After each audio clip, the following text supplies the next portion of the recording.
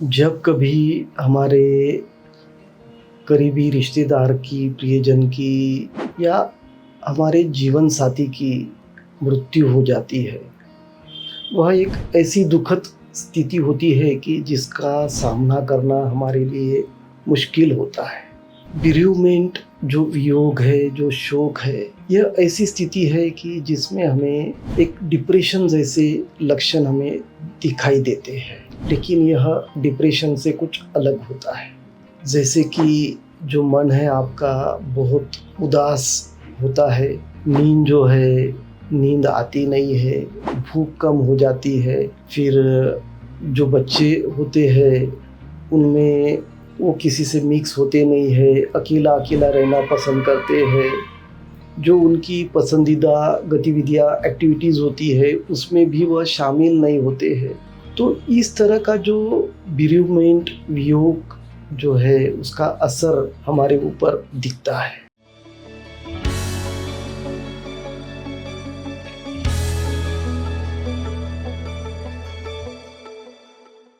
नमस्कार, मेरा नाम डॉक्टर नरेश कुमार इंगले है। मैं एक मनोचिकित्सक, सेक्स रोग तथा व्यसन मुक्ति तज्ञ हूँ और आज हम बात करेंगे बेरेलमेंट, वियोग के बारे में। बेरेलमेंट, वियोग, शोक यह मानसिक विकार नहीं है, बल्कि ऐसी एक स्थिति है जहाँ पे हमें ज़्यादा ध्यान देना ज़रूरी होता है। अगर हम बड़ों की बात करते हैं तो प्रियजन के मृत्यु के बाद एक डिप्रेशन जैसे लक्षण हमें उन लोगों में पाए जाते हैं, दिखाई देते हैं और वह लक्षण लगभग 1 साल तक रह सकते हैं। बच्चे और युवा इनमें 6 महीनों तक इस तरह की लक्षणें हमें दिखाई दे सकती है। अगर जो लक्षण है डिप्रेशन की वह बहुत ही सीवियर है तो कम कालावधि में भी हम ऐसे वक्त डिप्रेशन का डायग्नोसिस इन लोगों में हम कर सकते हैं। जो वियोग है इसमें क्या होता है कि ज़्यादातर जो मृतक है, जो प्रियजन है, उसके विचार बार बार आते हैं। छोटी छोटी बातों के ऊपर रोना आ जाता है, उनकी जो बातें हैं वह याद आती रहती है। फिर एक गिल्ट की भावना, एक अपराध की भावना मन में आती है। फिर हमें लगता है कि हमने भी किसी भी बात में एक एन्जॉयमेंट जो है नहीं करनी चाहिए, हंसना नहीं चाहिए और हमें जीने का अधिकार नहीं है। हमें भी मृतक के साथ मरना चाहिए, उसके साथ मर के रहना चाहिए। इस तरह के विचार जो है वो मन में आते हैं। बहुत बार जो जीवन है वो एक खाली खाली सा लगता है, जीवन में अब कुछ बचा नहीं, इस तरह से लगता है। और कभी कभी ये भी होता है कि जो मृतक है उसकी आवाज़ें जो है वह सुनाई देती है। ऐसा लगता है कि मृतक जो है, हमारा जो प्रियजन है, वह हमसे बात कर रहा। और जो आपका जो काम है, जो आपका जो फंक्शनिंग है वह भी बहुत बार डिस्टर्ब हो जाता है। जैसे कि आप जो आपका घर का काम करते थे, लेकिन मृतक के जाने के बाद आप कोई भी काम आप नहीं कर रहे हो, खुद के ऊपर, बच्चों के ऊपर आप ख्याल नहीं कर रहे हो, ध्यान नहीं दे रहे हो। अगर आप बच्चे हो तो आप अच्छे से पढ़ नहीं रहे हो, स्कूल में नहीं जा रहे हो, अपने ही विचारों में रह रहे हो। तो इस तरह का जो बदल है यह इन लोगों में हमें दिखाई देता है।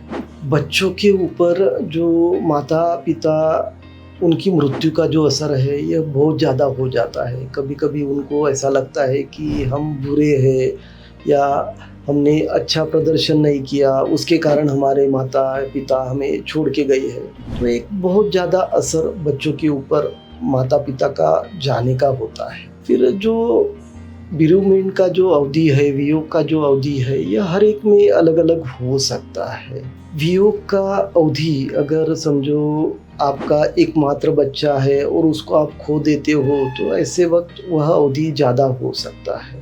अगर आपके बच्चे ने या आपके प्रियजन ने अगर सुसाइड की है तो ऐसे वक्त भी आप खुद को दोष देते हो, उस टाइम पे भी वो जो अवधि है यह ज़्यादा हो सकता है। अगर जो आपका जीवन साथी है उसके ऊपर अगर आप बहुत ही ज़्यादा डिपेंड हो, आप उसके साथ बहुत ज़्यादा इन्वॉल्व हो, बहुत ज़्यादा आप प्यार उससे करते हो, तो उससे निकलना, उसकी मृत्यु के बाद उस स्थिति से बाहर निकलना बहुत बार मुश्किल हो जाता है। तो जो अवधि है यह हर एक के लिए अलग अलग हो सकता है। हम अक्सर देखते हैं कि जीवन साथी को खोने के बाद या एकलौता बच्चा जो है वह खोने के बाद या जो करीबी है, जो प्रियजन है उसको खोने के बाद बहुत बार एक डिप्रेशन जो है यह आ जाता है। कभी-कभी जो लोग हैं यह नशा कर लेते हैं या कोई सुसाइड जो है उसका विचार आता है या कोई सुसाइड भी कर लेता है। अगर इस तरह का विचार, इस तरह की भावनाएँ आपके मन में आती है तो बेहतर यही होता है कि आपके जो नज़दीकी साइकियाट्रिस्ट है उनकी सलाह आपने लेनी चाहिए। यह हो गया बेरियरमेंट, वियोग, शोक के बारे में। और इसी तरह मानसिक स्वास्थ्य के बारे में नई-नई जानकारियाँ हम आपके सामने लाते रहेंगे। बस आपको इतना करना है कि हमारे जो वीडियोज़ है उसको आपको लाइक करना है, शेयर करना है, साथ ही में हमारा जो चैनल है उसको आपको सब्सक्राइब करना है। धन्यवाद।